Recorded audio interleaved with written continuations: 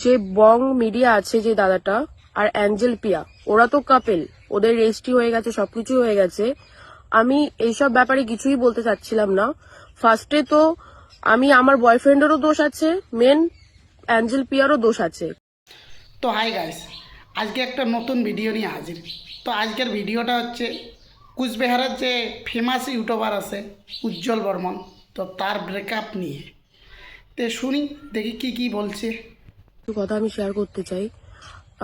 কথা হচ্ছে এটাই যে যে বং মিডিয়া আছে যে দাদাটা আর অ্যাঞ্জেল পিয়া, ওরা তো কাপেল, ওদের রেজিস্ট্রি হয়ে গেছে, সবকিছু হয়ে গেছে।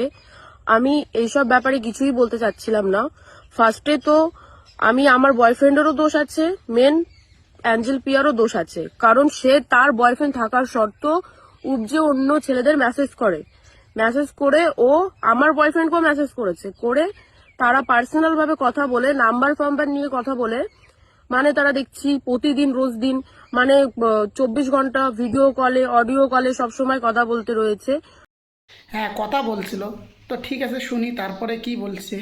আর আমার বয়ফ্রেন্ড আমাদের বাড়ি এসেই মেয়েটাকেও টাইম দিয়ে যাচ্ছে, মানে অ্যাঞ্জেল পিয়াকেও টাইম দিয়ে যাচ্ছে, যে ওর কাছে ও এতটা ইম্পর্টেন্ট হয়ে গেছে যে আমাদের বাড়ি এসেও তার সাথে ও কথা বলছে। আর আমি একটা কথাই বলবো, অ্যাঞ্জেল পিয়া যেটা, ওদের তো রেজিস্ট্রি হয়ে গেছে, তারপরে এই জিনিসটাও কি করে করতে পারছে যে ও জানে যে আমার বয়ফ্রেন্ডের সাথে আমার রিলেশন আছে, ও তারপরে এই জিনিসটাও কি করে করতে পারে। আর মেন কথা হচ্ছে আমি জীবনে ভাবতে পারিনি যে মানে বংদার গার্লফ্রেন্ড এরকম করবে কিছু একটা, যে ও মানে ফেমাস বলে ও সবার সাথেই, আমি জানি ও সবার সাথে কথা বলতে পারবে, অবভিয়াসলি ওর সাথে সবাই কথা বলবে কারণ ও ফেমাস, ঠিক আছে, ওর একটা নাম আছে।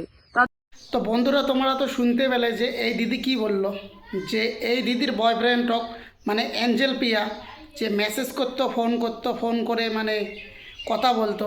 তো সেই থেকেই এই দিদি ভেবে নিল যে আমার বয়ফ্রেন্ড অ্যাঞ্জেলকে ভালোবাসে। আর এই দিদি এটা না, কারোর সাথে কেউ কথা বললে যে ভালোবাসা হয় সেটা না, আগে পুরো ঘটনাটা জানো, তারপর এসে বলো। ভিডিও করতে থাকো, তুমি যখন একটা লেভেলে চলে আসবে তখন আমরা দুজনে বিয়ে করে নেবো, তার মধ্যে আমার বংয়ের সাথে ছাড়াছাড়িও হয়ে যাবে। এই কথাগুলো না বলা বলি হয়েছে, যেহেতু আমি এত কথা জানতাম না, এই কথাগুলো আমার বয়ফ্রেন্ড আমাকে বলিনি। ও যথেষ্ট লুকাচ্ছে ওর জন্য কথাবার্তাগুলো, আর ওর দোষটা কোনো সময়ের জন্য আমার বয়ফ্রেন্ড দিতে চাচ্ছে না, কারণ সে তাকে ভালোবাসে তার জন্য। তো এরকম ভাবে তো হয় না, সে দুজনের মন নিয়ে খেলা করবে, মানে আমাকেও নিয়েও চালাবে, ও ওকে নিয়েও চালাবে, সবকিছুই হবে। আমি তো এই জিনিসটা পারবো না, তাই না? ও, বুঝেছি। তার মানে সে তোমাকে নিয়েও খেলবে, একে নিয়েও খেলবো, তুমি এটাই বলতে চাচ্ছ তো দিদি? আরে দিদি, সেটা না। তুমি তোমার বয়ফ্রেন্ডকে যদি তুমি আটকায় রাখতে পারো না, আর তোমার বয়ফ্রেন্ড যদি কোনো মেয়ের সাথে যদি কথা বলে যে এখান থেকে যে এটা ভালোবাসা হইতে পারে, সেটা না। কথা বললেই যে ভালোবাসার সম্পর্ক হয়, এটা একদমই না। তুমি খোঁজ নিয়ে দেখো, তারা হয়তো অন্য কোনো সম্পর্ক আছে। তুমি সোজাসুজি এসে ভিডিও বানাবে, এটা কিন্তু ঠিক হচ্ছে না দিদি।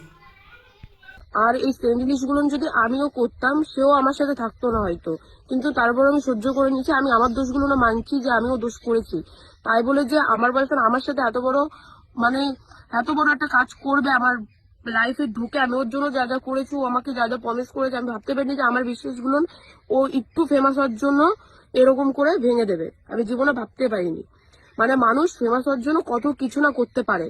আর আমি অ্যাঞ্জেল পিয়ার কথাটাও বলবো যে অ্যাঞ্জেল পিয়াও যেটা করেছে, ও শুধু ওর বয়ফ্রেন্ড কোন দিক থেকে কমা আছে ভাই, তোকে এত বড় একটা লেভেলে ও উঠিয়ে দিয়েছে, তোর লাইফটা সেট করে দিয়েছে, তোর সবকিছু যখন ছেলেটা করছে, তুই কেন এরকম করছিস? কেন?